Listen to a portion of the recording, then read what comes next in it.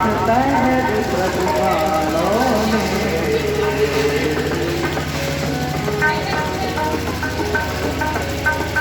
साथ सहज सद्भावों में ऐसी प्रीत ऐसी प्रीत ऐसी प्रीत करो मन मेरे ऐसी प्रीत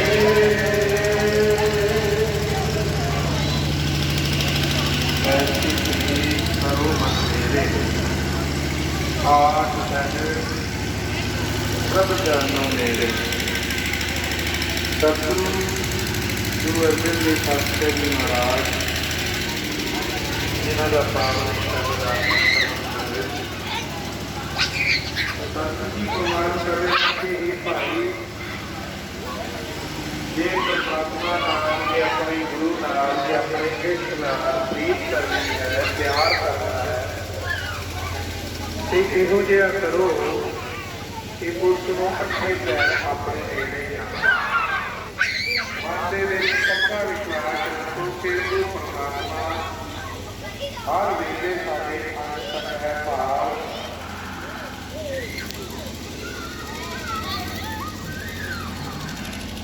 मन दे विच पक्का विश्वास रखो कि वो परमात्मा हर वेले साडे अंतर है। वो कितना नेड़े है इसका प्रत्यक्ष प्रमाण रविदास जी महाराज जी की बाणी के विचों मिलता है कि कह रविदास हाथ पै मेरा सहजे होए सो हुई। वो कहते हैं कि परमात्मा साडे हाथ तो भी नेड़े भाव इसे घर विच वसन। हर वेले परमात्मा का नाम अपने मन दे विच सिमरन करो।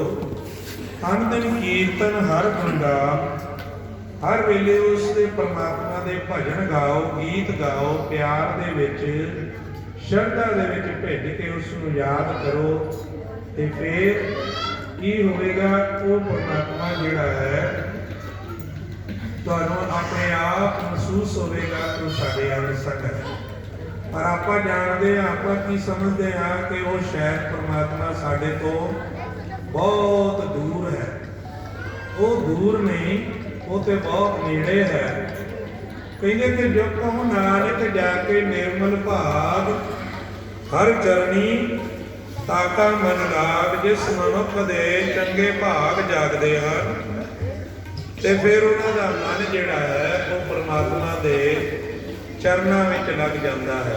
कहो नानक जाके निर्मल भाग हर चरनी ताका मन लाग। कहते कि उसके भाग जो जागते हैं मनुख दे ते फिर की होता है परमात्मा के चरणों विच उसका मन जिहड़ा है लग जाता है। ते जदों मन लग गया फिर जीवन दे विच दुख ते सुख जिहड़े हन ये जीवन के दो पहलू हैं। तो सतगुरु जी कहते फिर दुख ते सुख नूं मनुख जिहड़ा है बराबर करके जानदा है।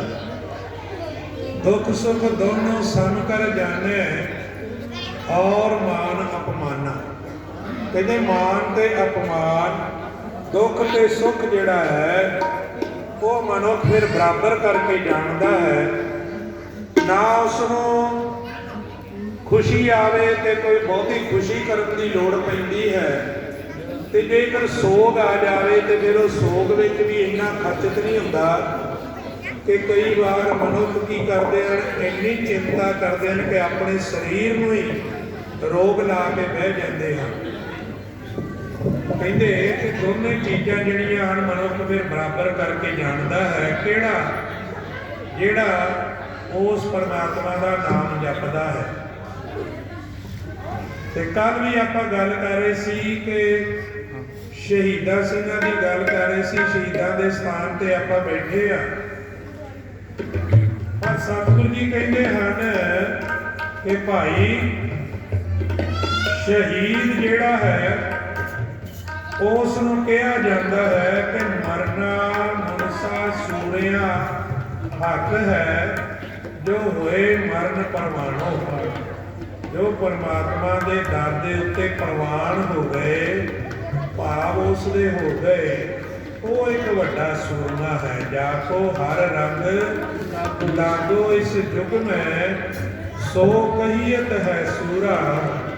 ਆਤਮ ਜਿਨੈ ਸਗਲ ਵਸ ਤਾਕੈ, ਜਾ ਕਾ ਸਤਿਗੁਰ ਪੂਰਾ। ਕਹਿੰਦੇ ਪਰਮਾਤਮਾ ਦੇ ਨਾਮ ਦੇ ਵਿੱਚ ਭਿੱਜ ਕੇ ਜਿਹਨੇ ਆਪਣੇ ਆਤਮਾ ਨੂੰ, ਮਨ ਨੂੰ ਜਿੱਤ ਲਿਆ। ਆਤਮ ਜਿਨੈ ਸਗਲ ਵਸ ਤਾਕੇ, ਜਾ ਕਾ ਸਤਿਗੁਰ ਪੂਰਾ।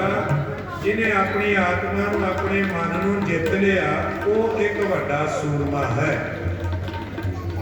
ਧਰਮ ਦੇ ਉੱਤੋਂ ਕੁਰਬਾਨ ਹੋਣ ਵਾਲੇ ਨੂੰ ਆਪਾਂ ਸੂਰਮਾ ਕਹਿੰਦੇ ਹਾਂ, ਤੇ ਇਸ ਮਨ ਨੂੰ ਜਿੱਤ ਲੈਣ ਵਾਲੇ ਨੂੰ ਵੀ ਪਰਮਾਤਮਾ ਗੁਰਬਾਣੀ ਦੇ ਵਿੱਚ ਸੂਰਮਾ ਹੀ ਆਖਿਆ ਗਿਆ ਹੈ। ਤੇ ਆਪਾਂ ਦਰਜਾ ਦਿੰਦੇ ਹਾਂ ਸ਼ਹੀਦ ਦਾ, ਜਿਹੜੇ ਮਨੁੱਖ ਆਪਣੇ ਧਰਮ ਦੇ ਬਦਲੇ, ਆਪਣੀ ਕੌਮ ਦੇ ਬਦਲੇ ਆਪਣੀ ਜਾਨ ਨੂੰ ਨਿਸ਼ਾਵਰ ਕਰ ਜਾਂਦੇ ਹਨ। ਕਿਉਂਕਿ ਸਭ ਤੋਂ ਵੱਡੇ ਸ਼ਹੀਦ ਹੋਏ, ਸ਼ਹੀਦਾਂ ਦੇ ਸਰਤਾਜ ਪੰਚਮ ਪਾਤਸ਼ਾਹ ਧੰਨ ਧੰਨ ਗੁਰੂ ਅਰਜਨ ਦੇਵ ਮਹਾਰਾਜ। ਕਿਉਂ ਉਹਨਾਂ ਨੂੰ ਆਖਿਆ ਜਾਂਦਾ ਸ਼ਹੀਦਾਂ ਦੇ ਸਰਤਾਜ? ਇੱਕ ਤੇ ਸਿੱਖ ਕੌਮ ਦੇ ਵਿੱਚ ਪਹਿਲੇ ਨੰਬਰ ਤੇ ਉਹਨਾਂ ਦੀ ਸ਼ਹੀਦੀ ਹੋਈ। ਦੂਸਰਾ, ਜਿਸ ਤਰੀਕੇ ਨਾਲ ਉਹਨਾਂ ਨੂੰ ਸ਼ਹੀਦ ਕੀਤਾ ਗਿਆ, ਉਹ ਤਰੀਕਾ ਦੁਬਾਰਾ ਨਹੀਂ ਸ਼ਾਇਦ ਵਰਤਿਆ ਗਿਆ। ਕਿਉਂਕਿ ਇੱਕ ਦਿਨ ਉਹਨਾਂ ਨੂੰ ਤੱਤੀ ਤਵੀ ਤੇ ਬਿਠਾਇਆ ਗਿਆ, ਤੇ ਫਿਰ ਉਸ ਤੋਂ ਬਾਅਦ ਉਹਨਾਂ ਦੇ ਸਿਰ ਦੇ ਵਿੱਚ, ਉਹਨਾਂ ਦੇ ਸੀਸ ਵਿੱਚ ਗਰਮ ਰੇਤਾ ਪਾਈ ਗਈ। ਜਦੋਂ ਇੱਥੇ ਵੀ ਗੱਲ ਨਾ ਬਣੀ ਤੇ ਫਿਰ ਉਹਨਾਂ ਨੂੰ ਉਬਲਦੀ ਦੇਗ ਵਿੱਚ, ਪਾਣੀ ਵਿੱਚ ਬਿਠਾਇਆ ਗਿਆ, ਗਰਮ ਪਾਣੀ ਉਬਲਦੀ ਦੇਗ ਦੇ ਵਿੱਚ। ਸੋ ਅਜਿਹੇ ਤਸੀਹੇ ਦੇ ਕੇ ਉਹਨਾਂ ਨੂੰ ਸ਼ਹੀਦ ਕੀਤਾ ਗਿਆ। ਆਪਾਂ ਉਹਨਾਂ ਨੂੰ ਸ਼ਹੀਦਾਂ ਦੇ ਸਰਤਾਜ ਗਿਣਦੇ ਹਾਂ। ਤੇ ਉਸ ਤੋਂ ਬਾਅਦ ਫਿਰ ਆਉਂਦੀ ਹੈ ਵਾਰੀ ਧੰਨ ਧੰਨ ਗੁਰੂ ਤੇਗ ਬਹਾਦਰ ਮਹਾਰਾਜ ਜੀ, ਜੋ ਗੁਰੂ ਅਰਜਨ ਦੇਵ ਮਹਾਰਾਜ ਜੀ ਦੇ ਪੋਤਰੇ ਹਨ, ਜਿਨ੍ਹਾਂ ਨੇ ਧਰਮ ਦੀ ਰੱਖਿਆ ਵਾਸਤੇ, ਹਿੰਦੂ ਧਰਮ ਦੀ ਰੱਖਿਆ ਵਾਸਤੇ ਆਪਣਾ ਸੀਸ ਬਲੀਦਾਨ ਕੀਤਾ, ਤੇ ਆਪਾਂ ਉਹਨਾਂ ਨੂੰ ਸ਼ਹੀਦ ਕਹਿੰਦੇ ਹਾਂ। ਉਹਨਾਂ ਦੇ ਨਾਲ ਹੋਰ ਵੀ ਜਿਹੜੇ ਸਿੰਘ ਸਨ, ਭਾਈ ਮਤੀ ਦਾਸ ਜੀ, ਉਹਨਾਂ ਨੂੰ ਆਰੇ ਦੇ ਨਾਲ ਚੀਰ ਕੇ ਸ਼ਹੀਦ ਕੀਤਾ ਗਿਆ। ਫਿਰ ਭਾਈ ਸਤੀ ਦਾਸ ਜੀ, ਜਿਨ੍ਹਾਂ ਨੂੰ ਰੂਹ ਦੇ ਵਿੱਚ ਲਪੇਟ ਕੇ ਅੱਗ ਲਾ ਦਿੱਤੀ ਗਈ, ਤੇ ਉਹ ਇਸ ਤਰ੍ਹਾਂ ਤਸੀਹਾ ਦੇ ਕੇ ਉਹਨਾਂ ਨੂੰ ਸ਼ਹੀਦ ਕੀਤਾ। ਆਪਾਂ ਉਹਨਾਂ ਨੂੰ ਸ਼ਹੀਦ ਗਿਣਦੇ ਹਾਂ। ਭਾਈ ਦਿਆਲਾ ਜੀ, ਜਿਹੜੇ ਕਿ ਉਬਲਦੀ ਦੇਗ ਵਿੱਚ ਉਹਨਾਂ ਨੂੰ ਬਿਠਾ ਕੇ ਤੇ ਇਸ ਤਰ੍ਹਾਂ ਉਹਨਾਂ ਨੇ ਸ਼ਹੀਦੀ ਪ੍ਰਾਪਤ ਕੀਤੀ। ਉਸ ਤੋਂ ਬਾਅਦ ਜੇ ਗੱਲ ਕਰੀਏ ਤੇ ਫਿਰ ਸ਼ਹੀਦਾਂ ਦੀ ਗਿਣਤੀ ਦੇ ਵਿੱਚ 4 ਸਾਹਿਬਜ਼ਾਦੇ ਆਉਂਦੇ ਹਨ। ਮਾਤਾ ਗੁਜਰੀ ਜੀ ਦਾ ਨਾਮ ਸਤਿਕਾਰਯੋਗ ਲਿਆ ਜਾਂਦਾ ਹੈ। ਅਨੇਕਾਂ ਸਿੰਘ ਸ਼ਹੀਦ ਹੋਏ, ਜਿਹੜੇ ਕਿ ਵੱਖੋ ਵੱਖਰੀਆਂ ਜੰਗਾਂ ਦੇ ਵਿੱਚ ਗੁਰੂ ਜੀ ਦੇ ਨਾਲ ਬਿਨਾਂ ਕਿਸੇ ਸਵਾਰਥ ਤੋਂ, ਬਿਨਾਂ ਕਿਸੇ ਲਾਲਚ ਤੋਂ, ਬਿਨਾਂ ਕਿਸੇ ਤਨਖਾਹ ਤੋਂ ਉਹ ਆਪਣੇ ਧਰਮ ਲਈ ਸ਼ਹੀਦ ਹੋਏ, ਤੇ ਆਪਾਂ ਉਹਨਾਂ ਨੂੰ ਸ਼ਹੀਦ ਗਿਣਦੇ ਹਾਂ। ਸਾਧ ਸੰਗਤ, ਜਦੋਂ ਗੁਰੂ ਗੋਬਿੰਦ ਸਿੰਘ ਮਹਾਰਾਜ ਜੀ ਨੰਦੇੜ ਦੀ ਧਰਤੀ ਵੱਲ ਚਲੇ ਗਏ, ਤੇ ਉਸ ਤੋਂ ਬਾਅਦ ਇੱਕ ਦਿਨ ਕੀ ਹੋਇਆ, ਸਰਹੰਦ ਦਾ ਇੱਕ ਸੂਬੇਦਾਰ, ਇੱਕ ਤੇ ਸੂਬੇਦਾਰ ਵਜ਼ੀਰ ਖਾਂ ਸੀ, ਉਸ ਤੋਂ ਦੂਸਰਾ ਨਵਾਬ ਸੀ ਇੱਕ, ਜਿਹੜਾ ਕਿ ਸਰਹੰਦ ਤੋਂ ਪਟਿਆਲੇ ਵੱਲ ਨੂੰ ਜਾ ਰਿਹਾ ਸੀ। ਪਟਿਆਲੇ ਦੇ ਨੇੜੇ ਜਦੋਂ ਪਹੁੰਚਿਆ ਤੇ ਉੱਥੇ ਇੱਕ ਖੂਹ ਦੇ ਉੱਤੇ 2 ਸਿੰਘ ਜਿਹੜੇ ਹਨ, ਉਹ ਅੰਮ੍ਰਿਤਧਾਰੀ ਸਿੰਘ ਹਨ। ਗਰਮੀ ਦਾ ਮੌਸਮ ਹੈ, ਤੇੜ ਕਛਹਿਰੇ ਹਨ, ਗਾਤਰੇ ਕਿਰਪਾਨ ਹੈ, ਸੀਸ ਤੇ ਦਮਾਲੇ ਸਜੇ ਹਨ। ਤੇ ਇਹ ਉਸ ਵੇਲੇ ਦਾ ਵਾਕਿਆ ਹੈ ਜਦੋਂ ਸਿੰਘਾਂ ਦੇ ਸਿਰਾਂ ਦਾ ਮੁੱਲ ਪੈਂਦਾ ਸੀ। ਤੇ ਉਹ ਨਵਾਬ ਕਹਿਣ ਲੱਗਾ ਕਿ ਇਹ ਸਿੰਘ ਕੀ ਕਰ ਰਹੇ ਹਨ? ਮੁਸਲਮਾਨ ਸਿਪਾਹੀਆਂ ਨੇ ਦੱਸਿਆ ਵੀ ਇਹ ਆਪਣੀ ਖੇਤੀ ਕਰ ਰਹੇ ਹਨ। ਕਹਿੰਦੇ ਇਹਨਾਂ ਨੂੰ ਬੁਲਾ ਕੇ ਲਿਆਓ। ਬੁਲਾਇਆ ਗਿਆ, ਨਵਾਬ ਕਹਿਣ ਲੱਗਾ ਵੀ ਸਾਡਾ ਇਹ ਕੁਝ ਸਮਾਨ ਹੈ, ਇਸ ਨੂੰ ਤੁਸੀਂ ਲੈ ਕੇ ਸਾਡੇ ਨਾਲ ਜਿੱਥੇ ਸਾਡਾ ਪੜਾਅ ਹੈ ਉੱਥੇ ਛੱਡ ਕੇ ਆਉਣਾ ਹੈ। ਤੇ ਉਹ ਸਿੰਘ ਕਹਿਣ ਲੱਗੇ ਵੀ ਅਸੀਂ ਤੁਹਾਡਾ ਸਮਾਨ ਛੱਡ ਆਉਣੇ, ਪਰ ਸਾਨੂੰ ਸਮਾਨ ਵਿਖਾਓ ਕਿਹੜਾ ਹੈ। ਜਦੋਂ ਸਮਾਨ ਵਿਖਾਇਆ ਗਿਆ ਤੇ ਉਹ ਸੀ ਹੁੱਕਾ, ਤੰਬਾਕੂ, ਹੋਰ ਚੀਜ਼ਾਂ ਜਿਹੜੀਆਂ ਸਨ। ਸਿੰਘਾਂ ਨੇ ਬਿਲਕੁਲ ਨਾ ਕਰ ਦਿੱਤੀ। ਨਾ ਕੀਤੀ ਤੇ ਕਹਿਣ ਲੱਗਾ ਨਵਾਬ ਵੀ ਜੇ ਤੁਸੀਂ ਨਹੀਂ ਚੁੱਕੋਗੇ ਤੇ ਮੈਂ ਤੁਹਾਨੂੰ ਸ਼ਹੀਦ ਕਰ ਦਾਂਗਾ, ਮੈਂ ਤੁਹਾਨੂੰ ਮੌਤ ਦੇ ਘਾਟ ਉਤਾਰ ਦਾਂਗਾ। ਸਿੰਘ ਨਾ ਮੰਨੇ, ਕਹਿਣ ਲੱਗੇ ਮੌਤ ਨੂੰ ਕਬੂਲ ਕਰਨਾ ਸਾਨੂੰ ਮਨਜ਼ੂਰ ਹੈ, ਪਰ ਸਾਨੂੰ ਇਹ ਤੰਬਾਕੂ ਜਾਂ ਸਾਨੂੰ ਇਹ ਹੁੱਕਾ ਚੁੱਕਣਾ ਮਨਜ਼ੂਰ ਨਹੀਂ। ਅਸੀਂ ਤੁਹਾਡਾ ਸਮਾਨ ਨਹੀਂ ਛੱਡ ਕੇ ਆ ਸਕਦੇ। ਸੋ ਸਾਧ ਸੰਗਤ ਜਦੋਂ ਸਿੰਘਾਂ ਨੇ ਨਾ ਕਰ ਦਿੱਤੀ ਤੇ ਉਹ ਨਵਾਬ ਇੰਨਾ ਗੁੱਸੇ ਵਿੱਚ ਆਇਆ ਕਿ ਉਸਨੇ ਹੁਕਮ ਦੇ ਦਿੱਤਾ ਕਿ ਇਹਨਾਂ ਨੂੰ ਪੁੱਠੇ ਟੰਗ ਕੇ ਇਹਨਾਂ ਦੀ ਖੱਲ ਉਤਾਰ ਦਿੱਤੀ ਜਾਵੇ। ਦੇਖੋ ਕੈਸੀ ਸ਼ਹੀਦੀ ਉਹਨਾਂ ਸਿੰਘਾਂ ਦੀ। ਪੁੱਠੇ ਟੰਗਿਆ ਗਿਆ ਤੇ ਫਿਰ ਪੈਰਾਂ ਤੋਂ ਲੈ ਕੇ ਥੱਲੇ ਵੱਲ ਨੂੰ ਮਾਸ ਉਤਾਰਿਆ ਗਿਆ ਸਰੀਰ ਦਾ। ਪੁੱਠੀ ਖੱਲ ਉਤਾਰੀ ਗਈ, ਜਿਹੜਾ ਕਿ ਆਪਾਂ ਅੱਜ ਵੀ ਅਰਦਾਸ ਦੇ ਵਿੱਚ ਕਹਿੰਦੇ ਆ ਕਿ ਖੱਡਾਂ ਲੁਹਾਈਆਂ ਤੇ ਆਰਿਆਂ ਨਾਲ ਚੀਰੇ ਗਏ, ਚਰਖੜੀਆਂ ਤੇ ਚੜੇ। ਸੋ ਸਾਧ ਸੰਗਤ ਉਹਨਾਂ ਨੂੰ ਆਪਾਂ ਸ਼ਹੀਦ ਕਹਿੰਦੇ ਹਾਂ ਜਿਹੜੇ ਧਰਮ ਦੇ ਬਦਲੇ ਆਪਣੀ ਜਾਨ ਨੂੰ ਨਿਸ਼ਾਵਰ ਕਰ ਜਾਂਦੇ ਹਨ, ਬਿਨਾਂ ਕਿਸੇ ਸਵਾਰਥ ਦੇ ਆਪਣੇ ਗੁਰੂ ਦੀ ਗੱਲ ਨੂੰ ਮੰਨ ਕੇ ਤੇ ਆਪਣਾ ਆਪ ਵਾਰ ਜਾਂਦੇ ਹਨ। ਚਾਹੇ ਉਹ ਦੇਸ਼ ਤੋਂ ਹੋਵੇ ਤੇ ਚਾਹੇ ਉਹ ਧਰਮ ਤੋਂ ਹੋਵੇ, ਧਰਮ ਦੇ ਬਦਲੇ ਸ਼ਹੀਦੀ ਦਿੱਤੀ ਹੋਵੇ, ਇਸ ਤਰ੍ਹਾਂ ਉਹਨਾਂ ਨੂੰ ਆਪਾਂ ਸ਼ਹੀਦ ਕਹਿੰਦੇ ਹਾਂ। ਸਿੱਖ ਕੌਮ ਦੇ ਵਿੱਚ ਅਣਗਿਣਤ ਸ਼ਹੀਦ ਹਨ। ਗੱਲ ਇੱਕ ਸੋਚਣ ਵਾਲੀ ਇੱਥੇ ਹੈ ਕਿ ਅੱਜ ਵੀ ਇੱਕ ਜੋ ਹੁਣ ਵਾਕਿਆ ਚੱਲ ਰਿਹਾ ਹੈ ਦਿੱਲੀ ਦੇ ਵਿੱਚ ਅੰਦੋਲਨ, ਤੇ ਉੱਥੇ ਵੀ ਜਿਹੜੇ ਕਿਸਾਨ ਸ਼ਹੀਦ ਹੋ ਰਹੇ ਕਹਿ ਰਹੀ ਹੈ ਆਪਾਂ ਕਿ ਉਹਨਾਂ ਨੂੰ ਵੀ ਸ਼ਹੀਦ ਕਿਹਾ ਜਾ ਰਿਹਾ। ਕੀ ਉਹਨਾਂ ਨੂੰ ਸ਼ਹੀਦ ਕਹਿਣਾ ਵਾਜਬ ਹੈ? ਭਾਵੇਂ ਉਹ ਆਪਣੇ ਹੱਕਾਂ ਲਈ ਉੱਥੇ ਲੜ ਰਹੇ ਹਨ, ਪਰ ਧਰਮ ਬਦਲੇ ਨਹੀਂ ਲੜ ਰਹੇ। ਇਹ ਗੱਲ ਇੱਥੇ ਕਹਿਣੀ ਪਵੇਗੀ। ਇੱਕ ਆਰਥਿਕ ਤੌਰ ਤੇ ਆਪਣੀ ਕਮਾਈ ਨੂੰ ਸਫਲ ਕਰਨ ਵਾਸਤੇ ਆਪਣੇ ਹੱਕਾਂ ਲਈ ਉਹ ਲੜ ਰਹੇ ਹਨ। ਧਰਮ ਦੇ ਉੱਤੋਂ ਸ਼ਹੀਦ ਹੋਣ ਵਾਲੇ ਨੂੰ ਸ਼ਹੀਦ ਕਿਹਾ ਜਾਂਦਾ ਹੈ।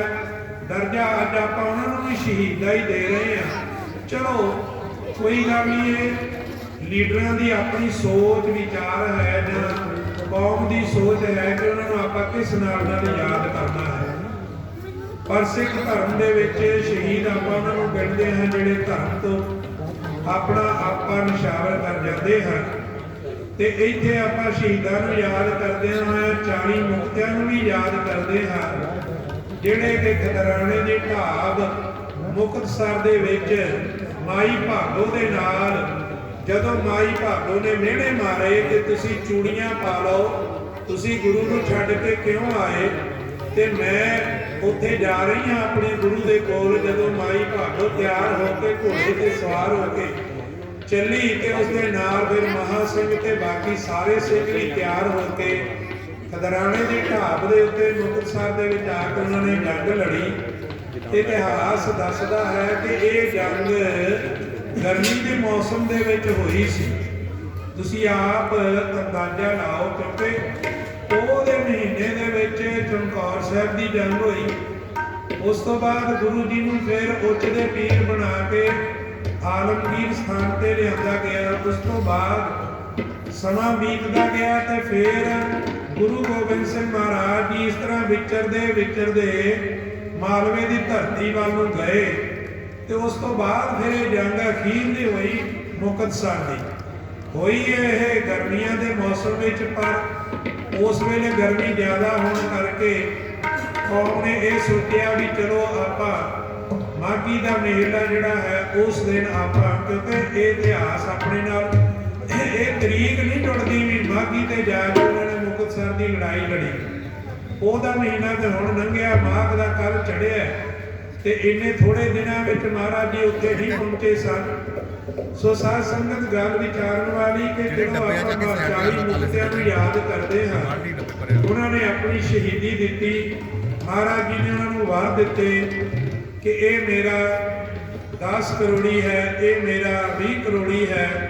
ਭਾਵ ਕਿ ਉਹਨਾਂ ਨੇ ਇਹ ਵਾਰ ਦਿੱਤੇ ਕਿ ਇਹਨਾਂ ਨੇ 10 ਕਰੋੜ ਸਿੰਘਾਂ ਮੁਗਲ ਫੌਜਾਂ ਨੂੰ ਮਾਰ ਕੇ ਆਪਣੀ ਸ਼ਹੀਦੀ ਪ੍ਰਾਪਤ ਕੀਤੀ। ਸੋ ਇਸ ਤਰ੍ਹਾਂ ਵਾਰ ਦੇ ਕੇ ਮਹਾਰਾਜ ਜੀ ਨੇ ਨਿਹਾਲ ਕੀਤਾ ਕਿ ਟੁੱਟੀ ਗੰਢੀ ਤੋਂ ਭਾਵ ਕਿ ਉਹ ਬਦਾਵਾ ਜਿਹੜਾ ਲਿਖਿਆ ਸੀ ਉਸ ਨੂੰ ਵੀ ਮਹਾਰਾਜ ਜੀ ਨੇ ਪਾੜ ਕੇ ਤੇ ਮਹਾਂ ਸਿੰਘ ਨੂੰ ਇਸ ਗੱਲ ਦਾ ਵਚਨ ਦਿੱਤਾ ਕਿ ਅਸੀਂ ਤੁਹਾਨੂੰ ਨਹੀਂ ਛੱਡ ਰਹੇ, ਤੁਸੀਂ ਭਾਵੇਂ ਸਾਨੂੰ ਛੱਡ ਕੇ ਚਲੇ ਗਏ ਸੀ। ਸੋ ਇਸ ਤਰ੍ਹਾਂ ਸਾਧ ਸੰਗਤ ਉਹਨਾਂ 40 ਮੁਕਤਿਆਂ ਨੂੰ ਯਾਦ ਕੀਤਾ ਜਾਂਦਾ ਹੈ ਤੇ ਅੱਜ ਆਪਣਾ ਇਹ ਫਰਜ਼ ਬਣਦਾ ਹੈ ਕਿ ਆਪਾਂ ਉਸ ਅਕਾਲ ਪੁਰਖ ਪਰਮਾਤਮਾ ਨੂੰ ਹਰ ਵੇਲੇ ਚੇਤੇ ਰੱਖੀਏ, ਕਿਉਂਕਿ ਇਹ ਮਨੁੱਖ ਦੇ ਸਵਾਸਾਂ ਦਾ ਕੋਈ ਬਹੁਤਾ ਨਹੀਂ ਪਤਾ ਕਿ ਕਦੋਂ ਅੰਤਮ ਸਮਾਂ ਆ ਜਾਣਾ ਹੈ। ਤੇ ਸਵਾਸਾਂ ਨੂੰ ਸਫਲ ਕਰਨ ਵਾਸਤੇ ਮਨੁੱਖ ਨੂੰ ਹਰ ਵੇਲੇ ਪਰਮਾਤਮਾ ਨੂੰ ਯਾਦ ਰੱਖਣਾ ਚਾਹੀਦਾ ਹੈ। ਅੰਮ੍ਰਿਤ ਵੇਲੇ 5 ਬਾਣੀਆਂ ਦਾ ਨਿਤਨੇਮ ਸਤਿਗੁਰਾਂ ਨੇ ਸਾਨੂੰ ਦੱਸਿਆ ਹੈ ਤੇ ਉਹ ਵੀ ਕਰਨਾ ਜ਼ਰੂਰੀ ਹੈ। ਤੇ ਸ਼ਾਮ ਨੂੰ ਰਹਿਰਾਸ ਸਾਹਿਬ ਜੀ ਦਾ ਪਾਠ ਨਿਤਨੇਮ ਦੀ ਬਾਣੀ ਦੇ ਵਿੱਚ ਆਉਂਦਾ ਹੈ। ਇਸ ਬਾਰੇ ਥੋੜਾ ਜਿਹਾ ਮੈਂ ਤੁਹਾਨੂੰ ਵਿਸਥਾਰ ਕੇ ਦੱਸਾਂ ਕਿ ਰਹਿਰਾਸ ਤੋਂ ਭਾਵ ਹੈ ਕਿ ਰਹਿ ਤੋਂ ਭਾਵ ਹੈ ਰਸਤਾ, ਰਾਸ ਤੋਂ ਭਾਵ ਅਰਥ ਹੈ ਕਿ ਪੂੰਜੀ। ਪਰਮਾਤਮਾ ਦੇ ਦਰ ਨੂੰ ਜਾਣ ਵਾਲੇ ਰਸਤੇ ਦੀ ਪੂੰਜੀ ਹੈ ਰਹਿਰਾਸ ਜੀ ਦਾ ਪਾਠ। ਜਦੋਂ ਤੁਸੀਂ ਦੁਨੀਆ ਨੂੰ ਛੱਡ ਕੇ ਆਪਾਂ ਇੱਥੋਂ ਜਾਣਾ ਹੈ ਤੇ ਰਹਿਰਾਸ ਜੀ ਦੇ ਪਾਠ ਨੇ ਸਾਡੀ ਸਹਾਇਤਾ ਉਸ ਰਸਤੇ ਵਿੱਚ ਕਰਨੀ ਹੈ ਜਿਹੜਾ ਰਸਤਾ ਉਸ ਅਕਾਲ ਪੁਰਖ ਪਰਮਾਤਮਾ ਦੇ ਦਰ ਨੂੰ ਜਾਂਦਾ ਹੈ। ਕਿਉਂਕਿ ਪੁਰਾਣੇ ਸਮਿਆਂ ਦੇ ਵਿੱਚ ਜਦੋਂ ਮਨੁੱਖ ਕਿਸੇ ਯਾਤਰਾ ਤੇ ਜਾਂਦਾ ਸੀ ਤਾਂ ਉਸ ਵੇਲੇ ਆਪਣੇ ਨਾਲ ਕੁਝ ਸਮਾਨ ਖਾਣ ਪੀਣ ਨੂੰ ਬੰਨ੍ਹ ਕੇ ਲੈ ਕੇ ਜਾਂਦਾ ਸੀ, ਉਸ ਨੂੰ ਆਪਾਂ ਤੋਸਾ ਕਹਿੰਦੇ ਸੀ। ਤੇ ਸਤਿਗੁਰੂ ਜੀ ਨੇ ਸਾਨੂੰ ਤੋਸਾ, ਇਹ ਅੱਖਰ ਬਹੁਤ ਪੁਰਾਣਾ ਹੈ, ਤੁਹਾਨੂੰ ਸਮਝ ਵਿੱਚ ਸ਼ਾਇਦ ਤੁਸੀਂ ਪਹਿਲੀ ਵਾਰੀ ਸੁਣਿਆ ਹੋਵੇ। ਤੇ ਸਤਿਗੁਰੂ ਜੀ ਦੀ ਬਾਣੀ ਦੇ ਵਿੱਚ ਵੀ ਇਹ ਗੱਲ ਹੈ ਕਿ ਤੋਸਾ ਬੰਧੋ ਜੀ ਕਾ ਇੱਥੇ ਉੱਥੇ ਨਿਭੈ ਨਾਲੇ। ਸਤਿਗੁਰੂ ਜੀ ਕਹਿੰਦੇ ਪਰਮਾਤਮਾ ਦੇ ਨਾਮ ਦਾ ਤੋਸਾ ਤੁਸੀਂ ਬੰਨ੍ਹਣਾ। ਜਿਸ ਤਰ੍ਹਾਂ ਯਾਤਰਾ ਦੇ ਵਿੱਚ ਮਨੁੱਖ ਬਹੁਤ ਸਾਰਾ ਸਮਾਨ ਲੈ ਕੇ ਜਾਂਦੇ ਹਨ ਖਾਣ ਪੀਣ ਦਾ, ਕਿ ਸਾਨੂੰ ਰਸਤੇ ਵਿੱਚ ਭੁੱਖ ਲੱਗੇਗੀ ਤੇ ਆਪਾਂ ਇਹ ਖਾਣ ਪੀਣ ਦਾ ਸਮਾਨ ਉੱਥੇ ਵਰਤਾਂਗੇ। ਅੱਜ ਵੀ ਜਦੋਂ ਮਨੁੱਖ ਕਿਸੇ ਟੂਰ ਤੇ ਜਾਂਦਾ ਤਾਂ ਗੱਡੀ ਵਿੱਚ ਸਮਾਨ ਰੱਖ ਲੈਂਦਾ ਖਾਣ ਪੀਣ ਵਾਲਾ, ਤੇ ਉਸ ਨੂੰ ਆਪਾਂ ਟੂਰ ਪੈਕੇਜ ਕਹਿੰਦੇ ਹਾਂ ਇੰਗਲਿਸ਼ ਦੇ ਵਿੱਚ। ਤੇ ਪੁਰਾਣੇ ਸਮਿਆਂ ਦੇ ਵਿੱਚ ਤੋਸਾ ਕਿਹਾ ਜਾਂਦਾ ਸੀ। ਤੇ ਜੇ ਪਰਮਾਤਮਾ ਦੇ ਦਰ ਨੂੰ ਜਾਣ ਵਾਸਤੇ ਰਹਿਰਾਸ ਸਾਹਿਬ ਜੀ ਦਾ ਪਾਠ ਰੋਜ਼ਾਨਾ ਕੀਤਾ ਜਾਵੇ ਤੇ ਉਹ ਸਾਡੇ ਰਸਤੇ ਦੀ ਪੂੰਜੀ ਹੈ। ਸੋ ਇੱਕ ਬੇਨਤੀ ਹੈ, ਭਾਈ ਪਰਮਜੀਤ ਸਿੰਘ ਜੀ ਸਾਡੇ ਨਾਲ ਬੈਠੇ ਹਨ ਪਿੱਛੇ, ਉਹ ਮੈਨੂੰ ਬੇਨਤੀ ਕਰ ਰਹੇ ਸਨ ਕਿ ਮੈਂ ਰੋਜ਼ਾਨਾ ਸਤਿਗੁਰੂ ਜੀ ਦੀ ਕਿਰਪਾ ਸਦਕਾ ਗੁਰਦੁਆਰਾ ਸਾਹਿਬ ਵਿਖੇ ਰਹਿਰਾਸ ਸਾਹਿਬ ਜੀ ਦਾ ਪਾਠ ਸ਼ਾਮ ਨੂੰ ਕਰਦਾ ਹਾਂ ਤੇ ਸੰਗਤ ਉੱਥੇ ਹਾਜ਼ਰੀ ਨਹੀਂ ਹੁੰਦੀ। ਤੇ ਇਹ ਬੇਨਤੀ ਹੈ ਭਾਈ, ਰਹਿਰਾਸ ਜੀ ਦਾ ਅਰਥ ਸਮਝੋ ਕਿ ਪਰਮਾਤਮਾ ਦੇ ਦਰ ਨੂੰ ਜਾਣ ਵਾਲੀ ਜਿਹੜੀ ਪੂੰਜੀ ਹੈ ਉਹ ਰਹਿਰਾਸ ਹੈ। ਤੇ ਇਸ